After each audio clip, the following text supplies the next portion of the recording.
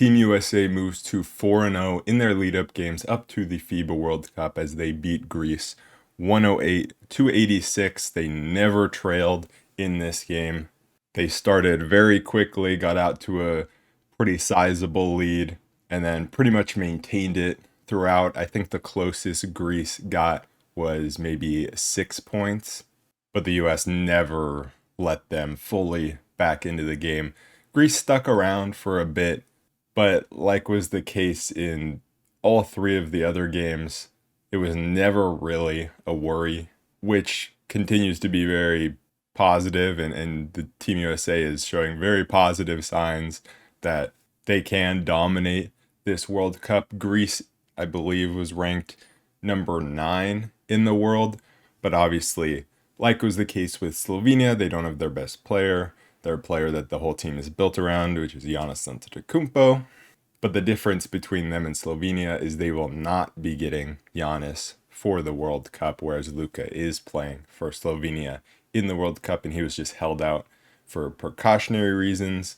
But getting into this game, the US came to play right away. It started with Brandon Ingram taking a shot. It felt like within 5 seconds, a pretty tough fadeaway, but it was kind of in rhythm, his type of shot in the mid-range, and he just drained that. And then Anthony Edwards took over. I mean, he was amazing in this game again. He has been just awesome in this tournament. He led the team with 21 points. The defense for the US was extremely dominant, especially early in that first quarter. The US was rebounding well. I think that was one thing that they exploited against Greece, was Greece not having a super big guy like Giannis to be able to protect the rim and rebound the basketball. And so the US was dominating inside. They were dominating the mid-range and didn't really need three-pointers, especially early, to be able to get a lead in this one. It was interesting. Early on, we got what I was hoping for, which was a Walker Kessler sighting. Walker Kessler played a lot of minutes in this game, and I thought he looked pretty good. I think this was a good matchup for them, or for him, because they could put him on a non-shooter a lot of times. Like even when Papagiannis for Greece was out there as the big guy, they weren't putting Kessler on Papagiannis. They were putting him on Thanasis Antetokounmpo, who is not a great shooter. So that allowed Kessler to be around the rim, be able to contest and block shots, and rebound the basketball, which I thought he did extremely well.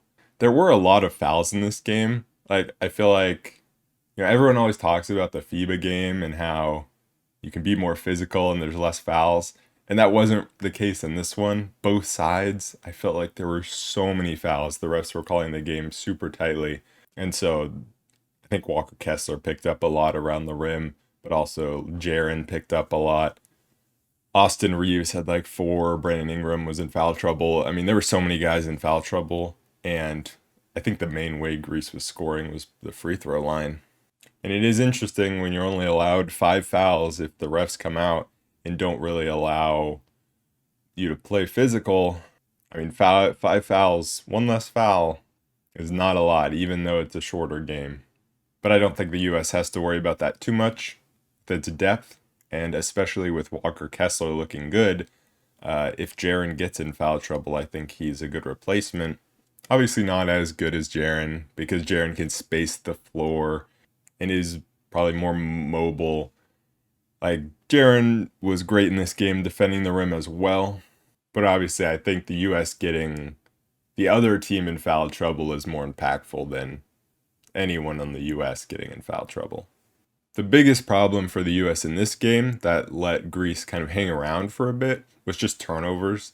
I think there were 2 separate spells, one in the second quarter and then one in sometime in the second half, where they just turned the ball over a few times in a row, let Greece get out in transition, and that was really the only way Greece could score. Because in the half court, the US has great defense. They were great defensively, but it was the turnovers that were definitely killing the US. Brandon Ingram had a few really bad ones where other guys had already turned it over multiple times, like in a row, and then Ingram was the guy to turn it over again. And I feel like it's like that was the point where you needed to just really take care of the ball, and then he would just be careless with it. So that was a bit of a rough look for him. But then eventually the US would stabilize. Anthony Edwards was huge both times that Greece went on runs to stabilize the team. Mikal Bridges was also really solid in stopping the bleeding in the second quarter.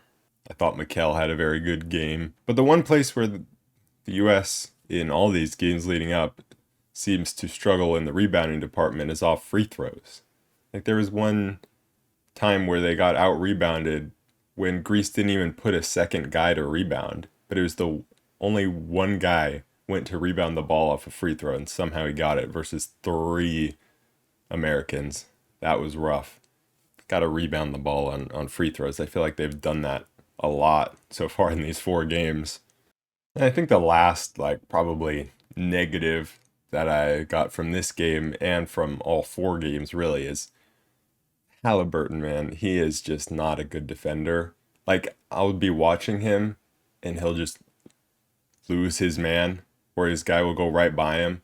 But then the next possession, he'll just stick his arm out and get a steal. So it's like, it's not that bad because he's like making up for it by getting these steals and then getting out in transition. But man, he's just not a good defender.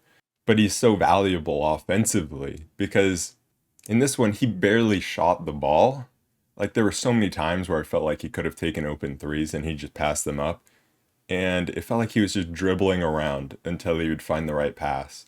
And he's just so good at facilitating the offense. I just think the one rough part is probably him being out there with Austin Reeves, who also is not the best defensively. I just think you need to build your lineup. Like, there are so many good defenders on this US team that you just have to build the lineup correctly so that you don't have 2 to 3 bad defenders out there at once, which is very doable because of how many great defenders this team has. And then Cam Johnson, a guy who I have been talking about how great he has been in these games, and he continued to be great in this one. I believe he was second on the team in scoring with 13. He came in, and the first play he came in, just caught the ball, shot it, 3. And that's just what he does. He's just sitting there, shooting threes, making threes, getting dunks, and defending well. And for me, that's just so fun to watch. That's just as fun to watch as Jalen Brunson dropping a guy, which was also pretty cool. We saw 4 different looks at center in this one. Obviously, Jaren starting at center, like we've seen. Walker Kessler, like I've talked about. And then we also saw Paolo and Bobby Portis lineups. I don't think Paolo really did much in this game, but Bobby Portis had his best game of these 4 games that they've played so far. He was dominating inside, grabbing rebounds, finishing around the rim, and he looked extremely just strong inside, out muscling any Greek player on the inside. And then some other thoughts. Austin Reeves, really solid shooting the ball in this one.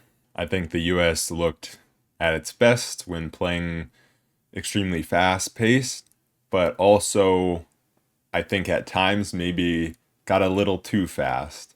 And it seemed like shots were going up within 2 seconds of the shot clock, and then they'd get an offensive rebound, kick it back out, and immediately shoot again. And it was just like, okay, maybe slow down a little bit. You all are extremely talented offensively. You don't need to be chucking shots that much, but it worked out pretty well. And I just think the main thing to keep an eye on when playing at that fast of a pace is just to make sure that the other team isn't getting out in transition and you're not turning the ball over, because that's the only way that Greece could get back in the game, was when they were allowed to play at a fast pace. The US has one more game before that opening game against New Zealand for the World Cup, and that game is on Sunday against Germany. I'm not going to be making a video on that game, but I will be back to recap all of the World Cup games, which I'm extremely excited for. I'm excited for Team USA to get revenge after going out 7th place in 2019. So I will see you guys then. Peace.